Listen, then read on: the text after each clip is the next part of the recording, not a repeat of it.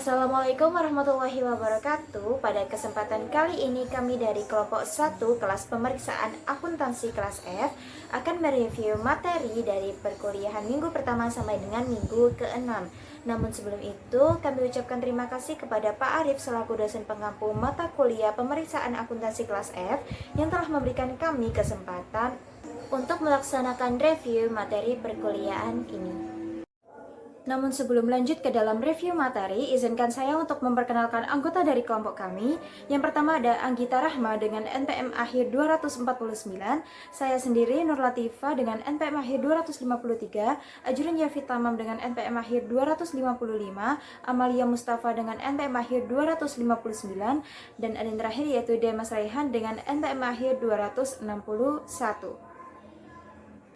Berlanjut ke review materi pertama, yakni mengenai konsep dasar audit laporan keuangan. Yang pertama ada sifat audit. Nah, auditor itu di samping memberikan jaminan atas laporan keuangan, itu juga memberikan jaminan atas efektivitas pengendalian internal atas pelaporan keuangan, maupun berbagai jenis informasi lainnya seperti laporan keberlanjutan perusahaan. Oleh karenanya, secara spesifik, audit dapat didefinisikan sebagai pengumpulan dan evaluasi bukti tentang informasi untuk menentukan dan melaporkan tingkat kesesuaian antara informasi dan juga kriteria yang ditetapkan yang harus dilaksanakan oleh orang yang kompeten dan juga independen. Dan dalam pelaksanaannya, yang pertama, untuk melakukan audit harus ada informasi dalam bentuk yang dapat diverifikasi dan beberapa standar atau kriteria yang dapat digunakan auditor untuk mengevaluasi informasi tersebut, yang mana informasi ini memiliki banyak sekali bentuk. Yang selanjutnya ada mengumpulkan dan mengevaluasi bukti. Bukti itu merupakan informasi apapun yang digunakan oleh auditor untuk menentukan apakah informasi yang diaudit telah dinyatakan sesuai dengan kriteria yang ditetapkan. Lalu yang terakhir dalam tahap proses audit adalah menyiapkan laporan audit yang mengomunikasikan temuan auditor kepada pengguna. Oke, selanjutnya di sini ada economic demand for auditing. Nah, jadi auditing itu diperlukan dalam ekonomi karena dapat membantu memastikan keandalan laporan keuangan. Adapun alasan utama permintaan audit di sini adalah yang pertama itu dapat mengurangi informasi asimetris antara manajemen dan pemegang saham. Lalu yang kedua, dapat meningkatkan kepercayaan investor terhadap laporan keuangan perusahaan. Yang ketiga, dapat memenuhi regulasi hukum seperti persyaratan dari pemerintah atau otorisasi pasar modal. Dan yang terakhir, yakni dapat mengurangi resiko kesalahan atau kecurangan yang dapat mempengaruhi pengambilan keputusan bisnis. Layanan non-asuransi yang disediakan oleh CPAS, Kantor Akuntan Publik atau KAP melakukan banyak layanan lain yang umumnya berada di luar cakupan layanan penjaminan. 3 contoh spesifiknya adalah jasa akuntansi dan pembukuan, pelayanan perpajakan, dan jasa konsultasi manajemen. Sebagian besar layanan akuntansi dan pembukuan, layanan pajak, dan layanan konsultasi manajemen berada di luar cakupan layanan asuransi. Meskipun ada kesamaan antara beberapa layanan konsultasi dan asuransi, meskipun tujuan utama dari layanan asuransi adalah untuk meningkatkan kualitas informasi, tujuan utamanya adalah untuk menyediakan informasi yang dibutuhkan oleh klien. Jenis-jenis audit yang pertama ada audit operasional. Audit operasional mengevaluasi efisiensi dan efektivitas setiap bagian dari prosedur dan metode operasi organisasi. Setelah audit operasional selesai, manajemen biasanya mengharapkan rekomendasi untuk meningkatkan operasi. Selanjutnya akan dijelaskan oleh rekan saya.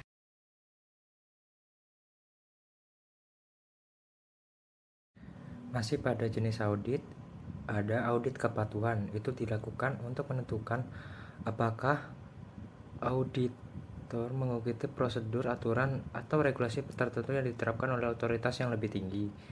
Selanjutnya ada audit laporan keuangan. Itu dilakukan untuk menentukan apakah laporan keuangan informasi yang diverifikasi dinyatakan sesuai dengan kriteria yang ditentukan.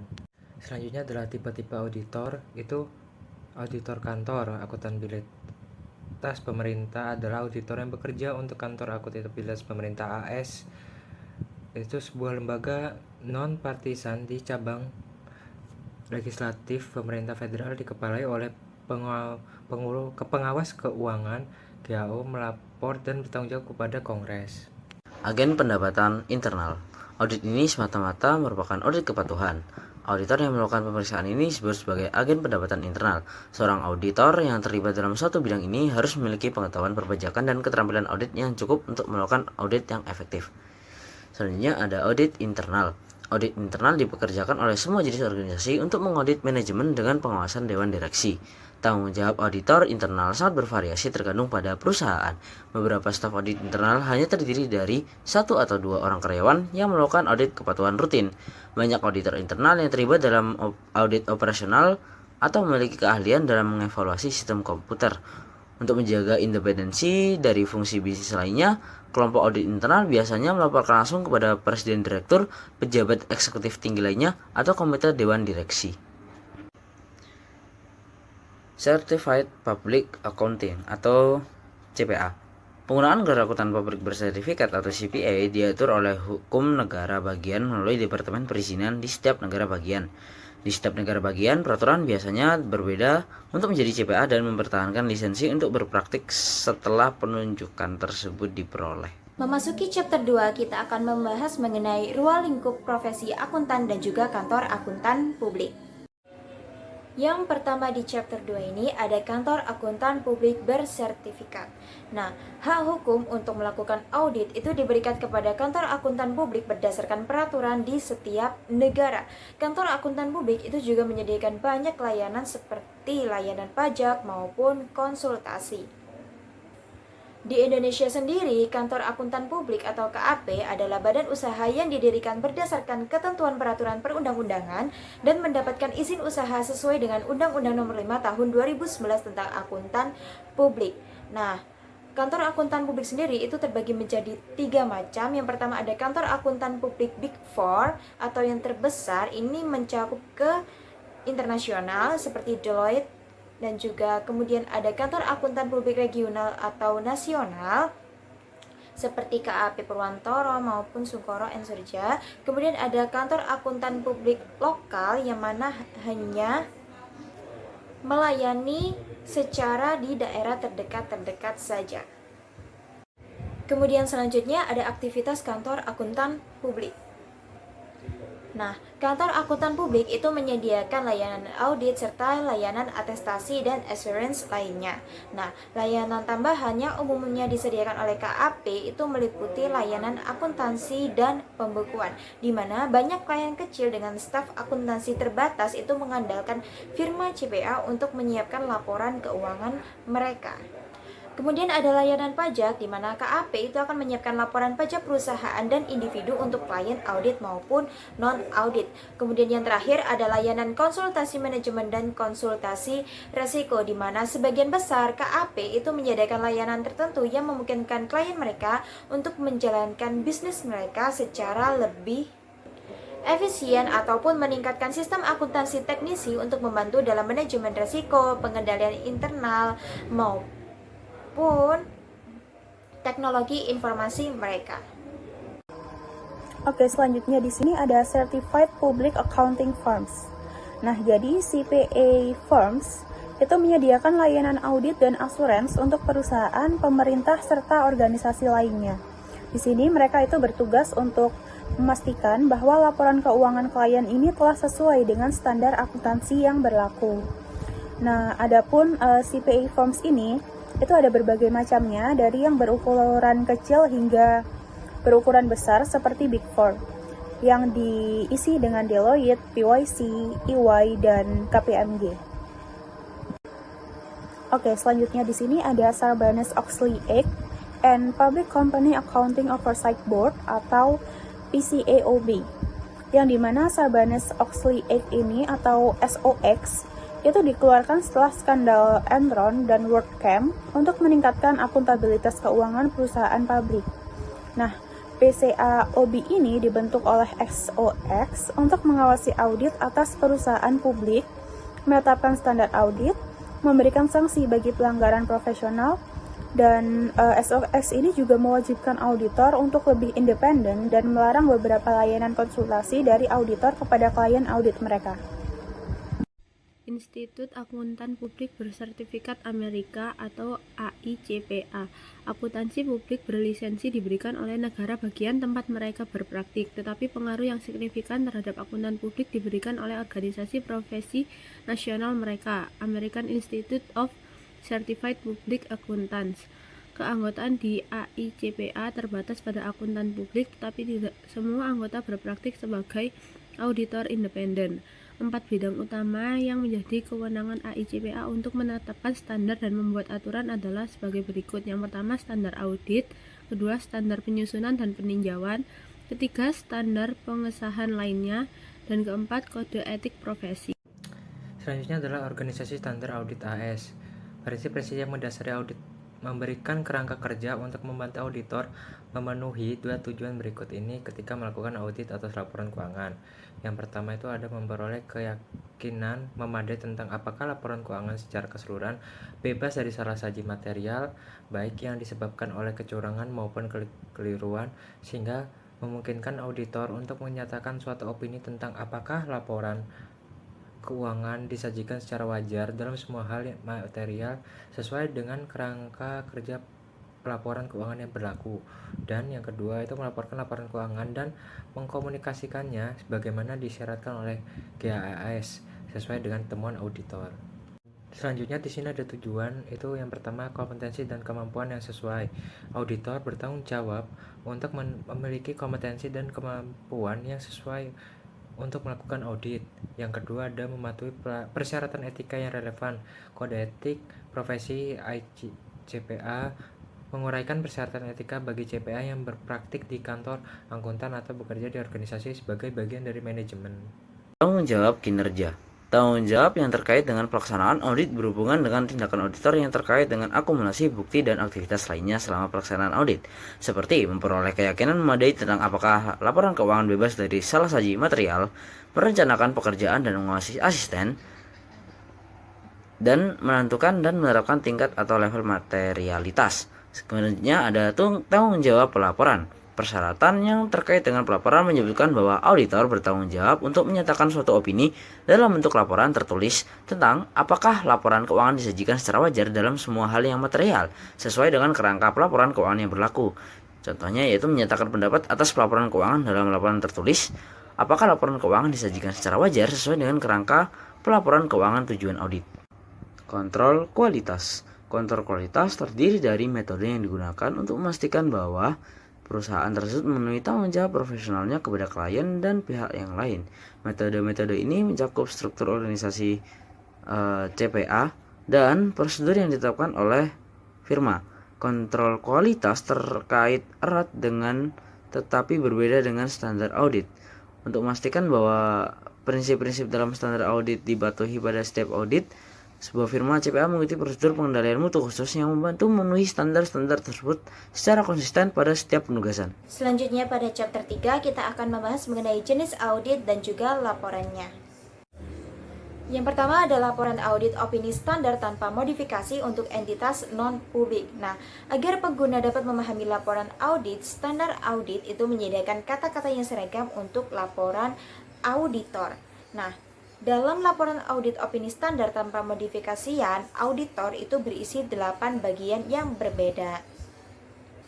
Yang pertama ada judul laporan, alamat laporan audit, kemudian ada paragraf pengantar, kemudian ada tanggung jawab manajemen yang berisikan paragraf yang menjelaskan tanggung jawab manajemen atas laporan keuangan.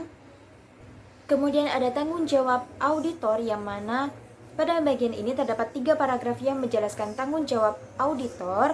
Kemudian ada paragraf opini yang menyatakan kesimpulan auditor berdasarkan hasil audit. Kemudian yang ketujuh ada tanda tangan dan alamat kantor akuntan publik. Kemudian yang terakhir terdapat tanggal laporan audit. Kemudian terdapat kondisi untuk laporan audit opini standar tidak dimodifikasi, yang mana kondisi-kondisi ini itu apabila sudah terpenuhi, maka laporan audit pendapat standar tanpa modifikasian ini dapat diterbitkan. Seperti yang pertama yaitu semua laporan keuangan seperti neraca maupun laporan laba rugi itu dimasukkan ke dalam laporan keuangan pernyataan. Lalu yang kedua, bukti-bukti yang cukup dan tepat telah terkumpul dan auditor telah melaksanakan penugasan. Kemudian yang ketiga ada laporan keuangan disajikan secara wajar dalam semua hal yang material sesuai dengan prinsip akuntansi yang berlaku umum. Kemudian yang keempat yaitu tidak ada keadaan yang mengharuskan penambahan paragraf penekanan materi atau modifikasi kata-kata atau opini auditor dalam laporan. Kemudian selanjutnya ada laporan audit standar dan laporan pengendalian internal atas pelaporan keuangan berdasarkan standar audit PCAOB. Nah, terdapat dua perbedaan signifikan dalam pelaporan audit untuk perusahaan publik. Pertama, laporan audit opini standar tanpa modifikasi berbeda untuk audit laporan keuangan perusahaan publik. Lalu yang kedua, auditor perusahaan publik yang lebih besar juga harus mengeluarkan opini tentang pengendalian internal atas pelaporan keuangan. Yang mana dalam laporan audit opini standar tanpa modifikasi untuk perusahaan publik itu mencakup 3 paragraf. Akan tetapi untuk judul laporan, alamat, nama kantor akuntan publik, dan tanggal laporan audit serupa untuk perusahaan publik dan entitas non-publik itu tidak disertakan. Di mana pada paragraf pertama atau paragraf pengantar itu menunjukkan bahwasanya audit telah dilakukan dan laporan keuangan yang diaudit. Kemudian pada paragraf kedua atau paragraf ruang lingkup itu menunjukkan bahwasanya audit dirancang untuk memberikan keyakinan yang wajar bahwa laporan keuangan bebas dari salah saji material. Kemudian yang paragraf ketiga terdapat paragraf opini atau serupa dengan paragraf opini, yang mana jika auditor juga menerbitkan laporan terpisah tentang pengendalian internal atas pelaporan keuangan, maka terdapat paragraf keempat yang akan mengikuti paragraf opini ini. Selanjutnya ada opini tanpa modifikasi dengan paragraf penekanan suatu hal atau wording laporan non-standar. Nah, jadi dalam situasi tertentu, auditor itu mungkin untuk menambahkan paragraf penekanan suatu hal atau emphasis of matter atau menggunakan wording laporan non-standar dalam laporan audit tanpa modifikasian. Nah, hal ini itu dilakukan untuk menyoroti informasi penting bagi pemahaman pengguna laporan keuangan, seperti perubahan prinsip akuntansi, yang dimana jika perusahaan ini mengubah metode akuntansi yang memiliki dampak material, auditor dapat menambahkan paragraf untuk menjelaskan perubahan tersebut. Lalu yang kedua, akibat ketidakpastian signifikan, di mana adanya ketidakpastian ini dapat mempengaruhi keberlangsungan usaha perusahaan atau hasil keuangan di masa depan. Nah, jadi penentuan atau penambahan paragraf ini tidak memodifikasi opini auditor, tetapi memberikan penekanan pada aspek tertentu yang dianggap penting. Penekanan pada hal-hal lain. Contoh informasi penjelasan yang dapat dilaporkan auditor sebagai penekanan suatu hal meliputi hal-hal berikut. Yang pertama, adanya transaksi pihak berelasi yang material. Yang kedua, peristiwa penting yang terjadi setelah tanggal neraca. Yang ketiga, uraian tentang hal-hal akuntansi yang mempengaruhi daya banding laporan keuangan dengan laporan keuangan tahun sebelumnya. Yang keempat, ketidakpastian material yang diungkapkan dalam footnote seperti hal-hal yang luar biasa penting, litigasi, atau tindakan regulasi. Yang kelima, bencana besar yang telah atau terus memberikan dampak signifikan terhadap masyarakat, posisi keuangan entitas. Perubahan pendapat dalam laporan audit. 3 kondisi yang mengharuskan perubahan pendapat. Yang pertama, ruang lingkup audit telah dibatasi atau pembatasan ruang lingkup. Kedua, laporan keuangan belum disusun sesuai dengan prinsip akuntansi yang diterima secara umum atau penyimpangan GAAP. Ketiga, auditor tidak independen. Independensi biasanya ditentukan oleh kode etik profesional AICPA.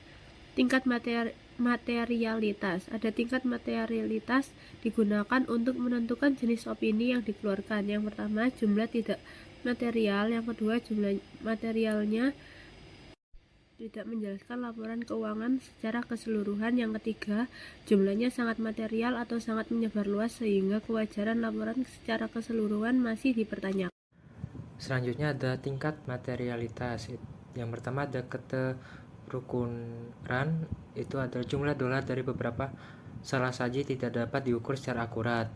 Yang kedua ada sifat barang, keputusan pengguna juga dapat dipengaruhi oleh jenis salah saji.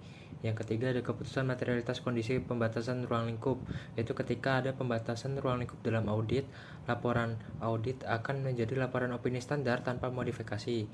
Laporan dengan ruang lingkup dan opini yang memenuhi syarat atau laporan penolakan atau disclaimer tergantung pada materialitas pembatasan ruang lingkup. Selanjutnya ada diskusi tentang kondisi yang memerlukan modifikasi pendapat. Terdapat dua kategori utama pembatasan ruang lingkup yang disebabkan oleh klien dan yang disebabkan oleh kondisi di luar kendali klien atau auditor. Pengaruhnya terhadap laporan auditor adalah sama untuk keduanya, tetapi interpretasi materialitasnya mungkin berbeda.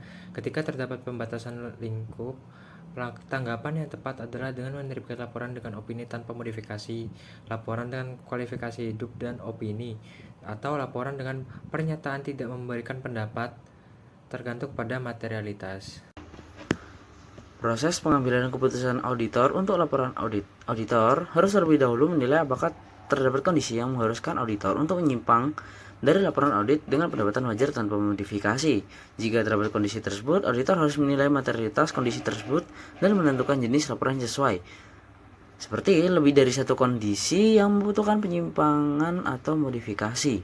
Auditor dapat menghadapi situasi yang melibatkan lebih dari satu kondisi yang memerlukan penyimpangan dari laporan audit opini tanpa modifikasi atau revisi atas kata-kata dalam laporan standar. Situasi berikut ini adalah contoh ketika lebih dari satu modifikasi harus disertakan dalam laporan. Yang pertama ada auditor tidak independen dan auditor mengetahui bahwa perusahaan tidak mengikuti prinsip akuntansi yang berlaku secara umum. Kedua, terdapat pembatasan ruang lingkup dan terdapat kesangsian besar terhadap kemampuan perusahaan untuk melanjutkan kelangsungan usahanya. Standar akuntabilitas dan audit internasional. Meningkatnya globalisasi pasar modal dunia dan meluasnya operasi bisnis di berbagai negara mendorong munculnya tuntutan untuk menetapkan suatu set standar akuntansi yang digunakan oleh seluruh dunia. IFRS semakin diterima di seluruh dunia sebagai dasar akuntansi yang digunakan untuk laporan keuangan di negara-negara lain. Seorang auditor dapat dilibatkan untuk melaporkan laporan keuangan yang disiapkan sesuai dengan IFRS. Ketika auditor melaporkan laporan keuangan yang disusun sesuai dengan IFRS, auditor mengacu pada standar tersebut. Untuk selanjutnya pada chapter 6 kita akan membahas mengenai tujuan dan tanggung jawab audit. Yang pertama di sini adalah tujuan melakukan audit dari laporan keuangan. Nah, pada kata pengantar standar audit AICPA itu telah menjelaskan bahwasannya tujuan audit adalah untuk memberikan opini auditor kepada pengguna laporan keuangan tentang apakah laporan keuangan ini disajikan secara wajar dalam semua hal yang material sesuai dengan kerangka akuntansi keuangan yang berlaku. Yang mana opini auditor di sini akan meningkatkan tingkat keyakinan yang dapat diberikan oleh pengguna yang dituju terhadap laporan keuangan. Selanjutnya, auditor itu akan mengumpulkan bukti untuk mencapai kesimpulan tentang apakah laporan keuangan dinyatakan secara wajar dan untuk menentukan efektivitas pengendalian internal. Setelahnya, mereka akan menerbitkan laporan audit yang sesuai. Selain itu, terdapat langkah-langkah untuk mengembangkan tujuan audit. Yang pertama yaitu memahami tujuan dan tanggung jawab untuk audit. Lalu yang kedua, membagi laporan keuangan ke dalam beberapa siklus. Kemudian yang ketiga yaitu mengetahui pernyataan manajemen tentang laporan keuangan. Yang keempat, mengetahui tujuan audit secara umum untuk kelas transaksi, akun, dan juga pengungkapan.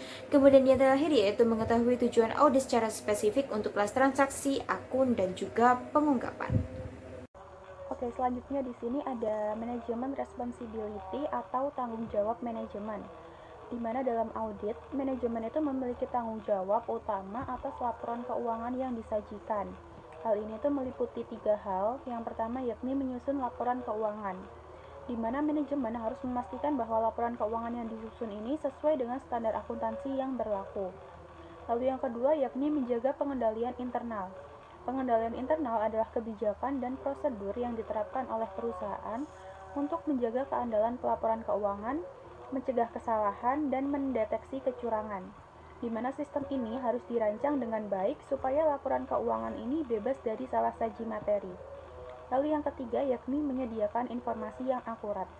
Nah, di sini manajemen harus memberikan semua informasi yang relevan dan akurat kepada auditor termasuk data keuangan, kebijakan akuntansi, dan bukti transaksi. Selanjutnya ada professional skepticism atau skeptisisme profesional. Skeptisisme profesional ini merupakan sikap kritis dan waspada yang harus dimiliki oleh seorang auditor pada saat melakukan audit.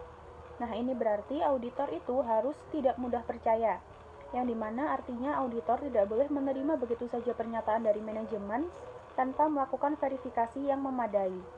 Lalu yang kedua yakni seorang auditor itu harus mengevaluasi bukti dengan kritis, di mana auditor itu harus selalu mempertanyakan apakah bukti yang diperoleh itu cukup kuat dan dapat dipercaya.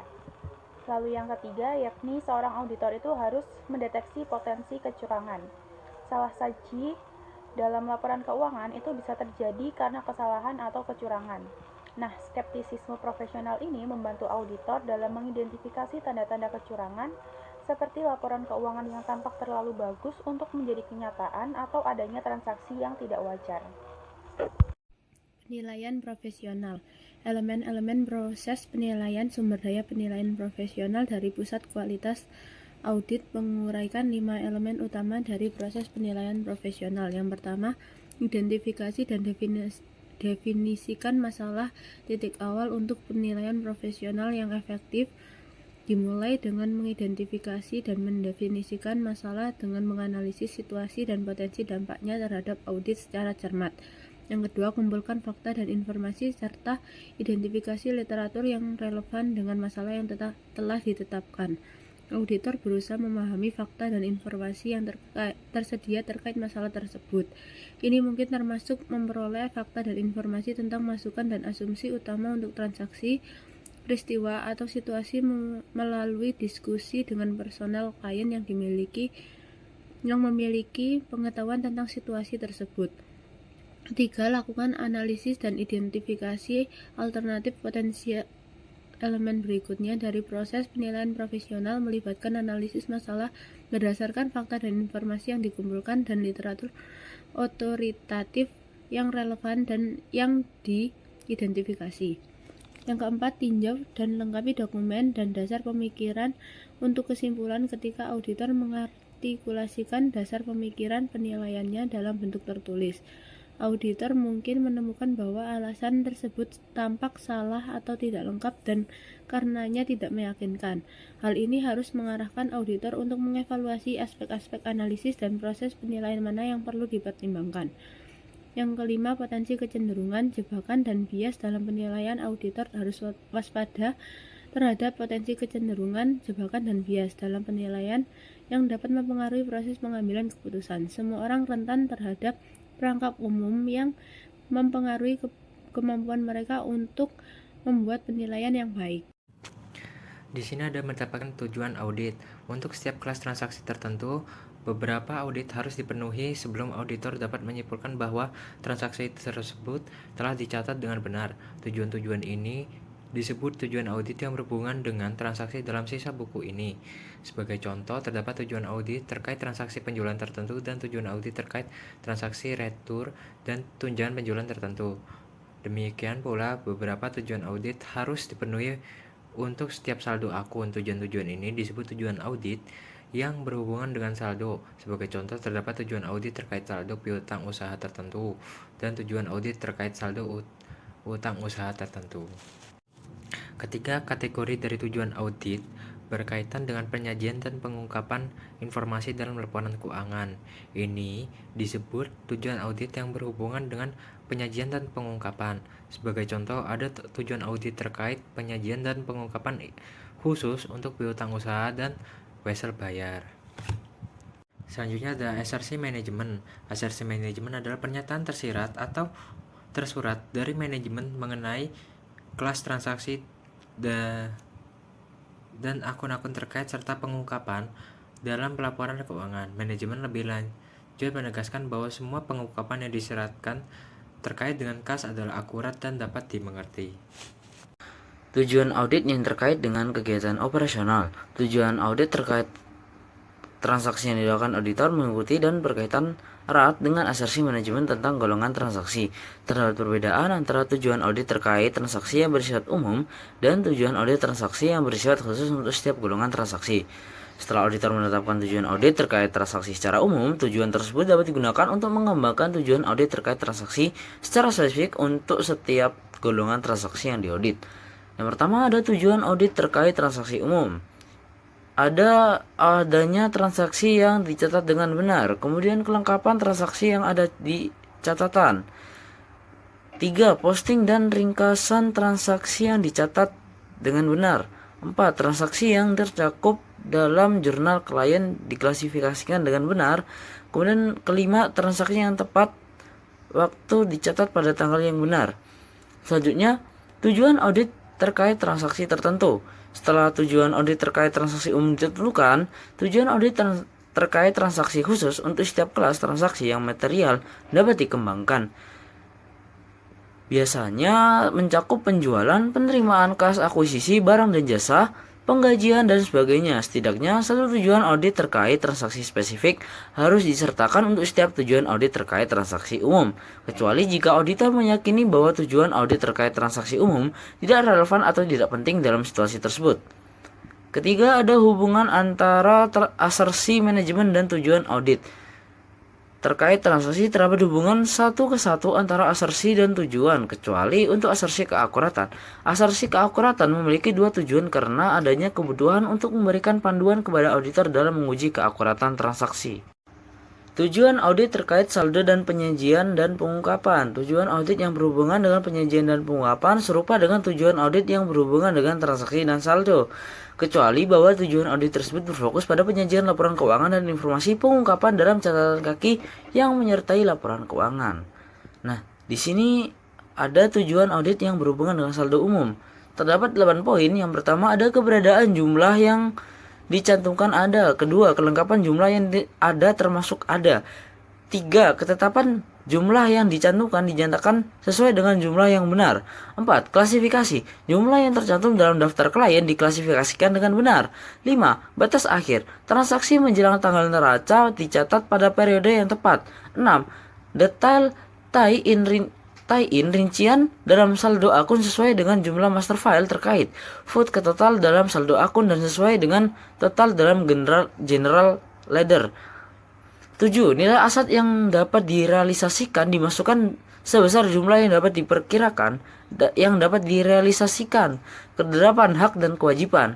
Selanjutnya ada hubungan antara asersi manajemen dan tujuan audit yang berhubungan dengan neraca. Terdapat hubungan satu ke satu antara asersi dan tujuan, kecuali asersi penilaian dan alokasi.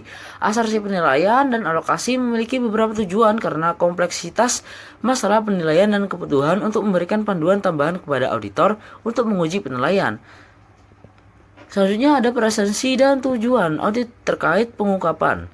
Tujuan audit terkait penyajian dan pengungkapan identik dengan asersi manajemen untuk penyajian dan pengungkapan yang telah dibahas sebelumnya. Bagaimana tujuan audit dapat dicapai? Auditor harus memperoleh bukti audit yang cukup dan tepat untuk mendukung semua asersi manajemen dalam laporan keuangan. Auditor harus menentukan tujuan audit yang tepat dan bukti yang harus dikumpulkan untuk memenuhi tujuan tersebut pada setiap audit. Nah, di sini dibagi menjadi 4 tahap. Tahap pertama, merencanakan dan merancang pendekatan audit berdasarkan prosedur penilaian risiko. Tahap kedua, melakukan pengujian atas pengendalian dan pengujian substantif atas transaksi. Tahap ketiga, melaksanakan prosedur analitis substantif dan pengujian atas rincian saldo. Tahap keempat, menyelesaikan audit dan menerbitkan laporan audit. Selanjutnya dalam chapter 9 yakni mengenai resiko audit. Auditor itu menerima sejumlah resiko atau ketidakpastian dalam melaksanakan fungsi audit, yang mana auditor yang efektif akan menyadari adanya resiko dan menangani resiko tersebut dengan cara yang tepat. Akan tetapi, sebagian besar resiko yang dihadapi auditor itu terkadang sulit diukur dan memerlukan pertimbangan cermat sebelum auditor dapat menanggapinya dengan tepat. Oleh karenanya, penilaian resiko merupakan masalah pertimbangan profesional, bukan pengukurannya tetap. Sehingga menanggapi resiko ini dengan tepat itu sangat penting untuk mencapai audit berkualitas tinggi. Resiko pertama yang mungkin dihadapi auditor dalam melaksanakan audit yaitu resiko salah saji material pada tingkat laporan keuangan secara keseluruhan, yang mana mengacu pada risiko yang berkaitan erat dengan laporan keuangan secara keseluruhan dan berpotensi memengaruhi sejumlah transaksi dan akun yang berbeda. Kemudian ada resiko material kesalahan penyajian pada tingkat asersi, yang mana standar audit itu mengharuskan auditor untuk menilai resiko salah saji material pada tingkat asersi untuk golongan transaksi, saldo akun, serta penyajian dan pengungkapan untuk menentukan sifat, waktu, dan luas prosedur audit lebih lanjut. Dalam resiko salah saji material pada tingkat asersi itu terdiri dari dua komponen. Yang pertama ada resiko inheren dan juga risiko pengendalian.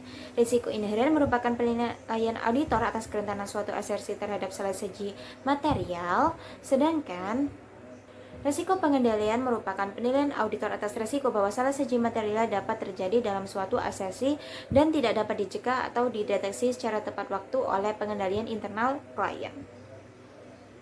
Selanjutnya ada prosedur penilaian resiko. Nah, auditor itu melakukan prosedur penilaian resiko untuk mengidentifikasi dan menilai resiko salah saji material baik yang disebabkan oleh kecurangan maupun kesalahan, yang mana prosedur penilaian risiko itu mencakup 5 hal. Yang pertama ada pertanyaan kepada manajemen dan pihak lain dalam entitas, kemudian ada prosedur analitis, lalu yang ketiga ada observasi dan inspeksi, kemudian yang keempat ada diskusi antar anggota tim keterlibatan, kemudian yang kelima ada prosedur penilaian risiko lainnya. Sebagai contohnya itu seperti informasi yang diperoleh selama proses penerimaan klien ataupun evaluasi kelanjutan seperti diskusi dengan pihak klien maupun informasi yang diperoleh dari sumber eksternal seperti laporan analis atau lembaga kredit, kemudian jurnal perdagangan dan ekonomi maupun publikasi peraturan. Yang mana hal ini itu akan memperkuat pemahaman auditor tentang entitas dan lingkungannya untuk menilai risiko salah saji material. Selanjutnya ada mempertimbangkan resiko penipuan.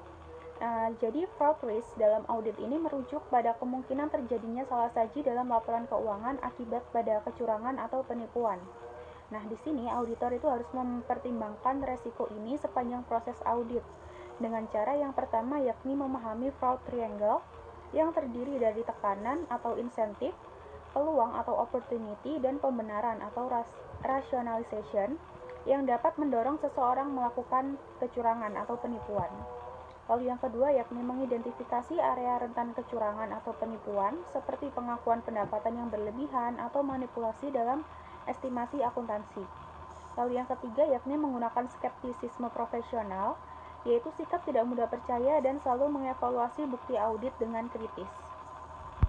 Selanjutnya ada identifikasi resiko signifikan atau identification of significant risk, yang dimana significant risk ini merupakan resiko yang memerlukan perhatian lebih karena memiliki dampak besar terhadap laporan keuangan. Nah, auditor mengidentifikasi resiko ini itu dengan menganalisis transaksi yang tidak biasa atau yang kompleks, misalnya transaksi yang tidak rutin atau memiliki dampak besar terhadap laporan keuangan. Lalu, yang kedua yakni menilai kelemahan dalam pengendalian internal, terutama dalam hal yang berhubungan dengan laporan keuangan atau resiko penipuan atau kecurangan. Dan yang ketiga yakni mempertimbangkan resiko terkait estimasi akuntansi seperti penilaian aset atau cadangan kerugian yang bergantung pada perkiraan manajemen.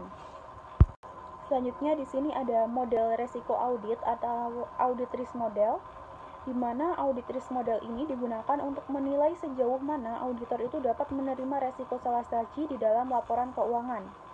Nah, model ini tuh dinyatakan dalam rumus AR sama dengan IR kali CR kali DR, di mana AR di sini merupakan audit risk, terus IR di sini merupakan inherent risk, CR merupakan control risk, dan DR merupakan detection risk. Nah, IR ini merupakan resiko salah saji dalam laporan keuangan sebelum mempertimbangkan pengendalian internal.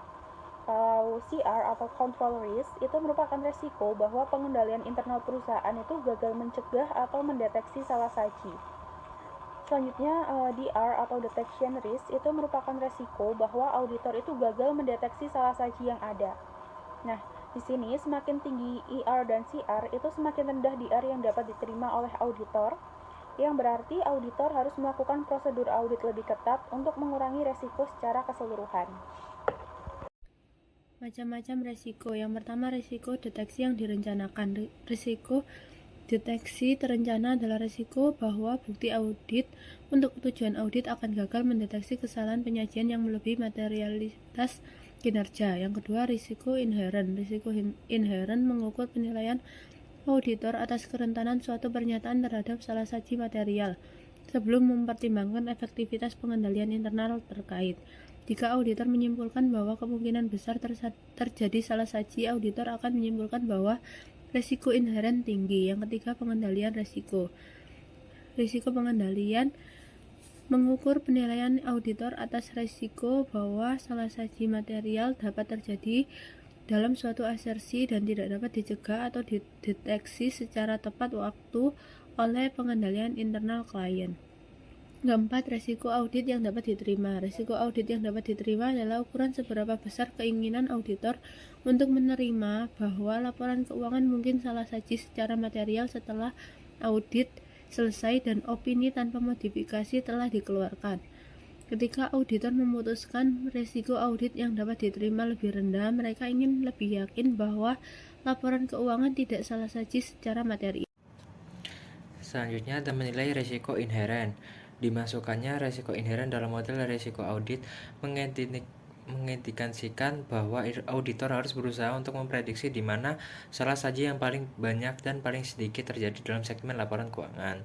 Informasi ini mempengaruhi jumlah bukti yang perlu dikumpulkan oleh auditor, penugasan staf, dan penilaian dokumentasi audit.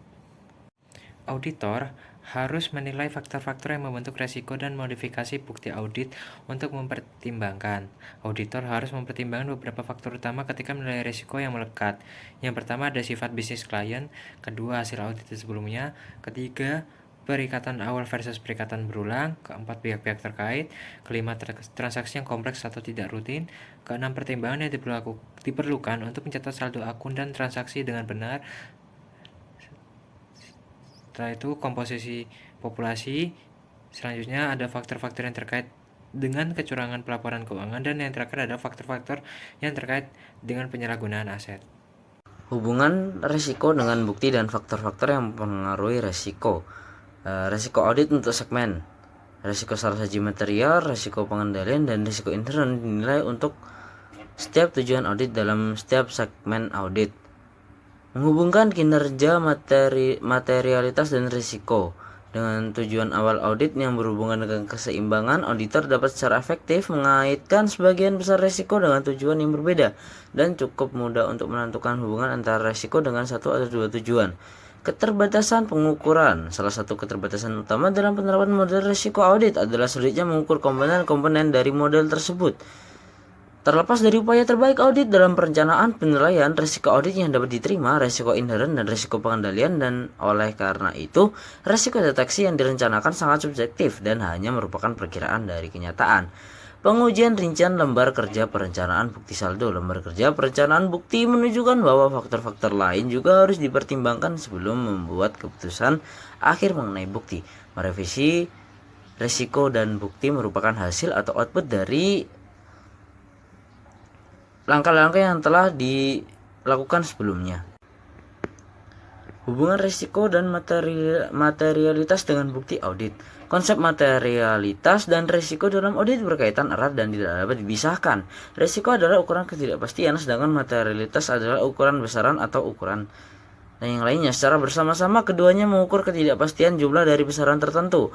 Materialitas kinerja bukan merupakan bagian dari model risiko audit, tetapi kombinasi antara materialitas kinerja dan faktor model risiko audit menentukan bukti audit yang direncanakan. Kemudian pada chapter 10, nah di sini kita akan membahas mengenai risiko kecurangan atau fraud dalam laporan keuangan. Yang pertama ada jenis-jenis fraud. Nah, dalam konteks audit laporan keuangan, fraud atau kecurangan itu didefinisikan sebagai salah saji yang disengaja dalam laporan keuangan. Dua kategori utama dalam fraud ini adalah pelaporan keuangan yang curang dan juga penyalahgunaan aset. Pelaporan keuangan yang curang adalah pernyataan yang salah atau penghilangan jumlah atau pengungkapan yang disengaja dengan maksud untuk menipu pengguna. Contoh praktiknya di sini itu seperti manajemen laba dan juga perataan laba.